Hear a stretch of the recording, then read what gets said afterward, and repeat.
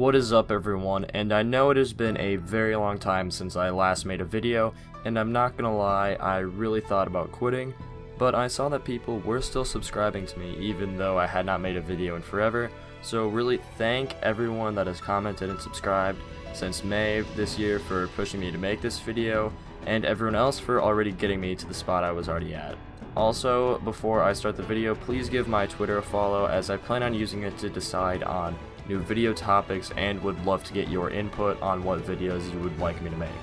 But anyways, let's talk about why the original Halo trilogy games were the phenomenon that they were and why so many people have such fond memories of them.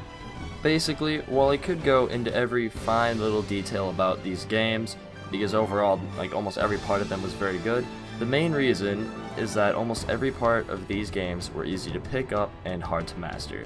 That line right there will make or break a game. Take for instance Minecraft and Fortnite. These games, love it or hate it, have massive player bases. And this is because they follow the idea of making games that are very easy to pick up and very hard to become great at. And probably the best game series to follow this philosophy is the first 3 Halo games. Think about it, every part of these games was simple when first trying them out. Combat appeared very simple, you merely point, shoot, and reload. You did not have to worry about aiming down sights, and you did not have any special abilities to worry about. This made the formula very easy to pick up, but then you throw in the knowledge you needed to do well with the shooting, such as what weapons to use for each battle, when to use/save grenades, and when to melee or when to keep shooting. All these little choices, while on their own, seem very simple, joined together to create a very big learning curve that gave players a continuous feeling of accomplishment as they mastered different parts of the game. The philosophy of easy to pick up and hard to master carries over into the story as well, because on the surface it's, oh no, aliens are attacking our ship and we need to survive on a space ring. Then it goes into, we need to stop them from invading Earth, and then it finishes off with, we need to stop them from igniting all of the space rings that will kill everyone.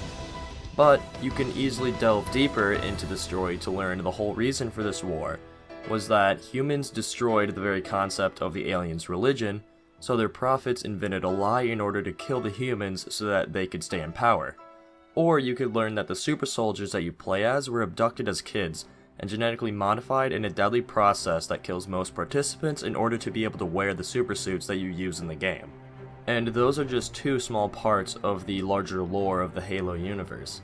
This leads to people always having more stuff to learn about the game and its story, which also is very profitable for Microsoft as they can make books and TV shows and comics and all sorts of other merchandise to sell, so it also kinda helps out the business as well.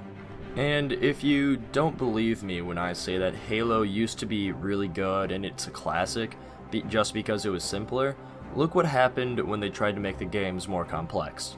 Halo Reach was the first main game in the Halo series after Halo 3, and my personal favorite, and it was the most complex game that Bungie made with the Halo series, and they added in loadouts and Spartan abilities to the game, which added another layer of complexity.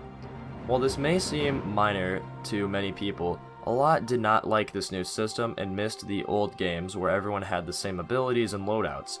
Also, this game sold 2 million less copies than Halo 3. This trend continued with Halo 4, where the story became more complex along with the gameplay. I actually liked 4's story, but only after watching a lot of YouTube videos to fully understand everything, and also I really was not a big fan of Halo 4's gameplay, as in my opinion and a lot of others, it just felt like they took a lot of aspects of Call of Duty and put them in Halo. And Halo 4 saw another sales decline, which while not as massive as Halo 3 to Halo Reach's, it was still a very substantial amount. And I can only assume that Halo 5 suffered the same fate, because Microsoft has not even released Halo 5's sales numbers, which usually means in the gaming industry if a studio does not release the figures of their game that they just released, that it usually means it sold pretty bad. So, in conclusion, with Halo Infinite being a little over a year out, and with rumors of a open world Halo game, and I don't think that just because it's open world that the game will be terrible. I think there's definitely room for a very good open world Halo game. I just want 343 to try and remember what allowed the original games to sell so well and become the classics that they are.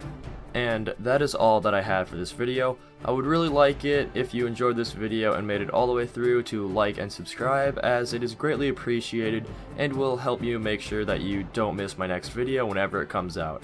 And also, please leave your thoughts in the comments down below, and until next time, goodbye.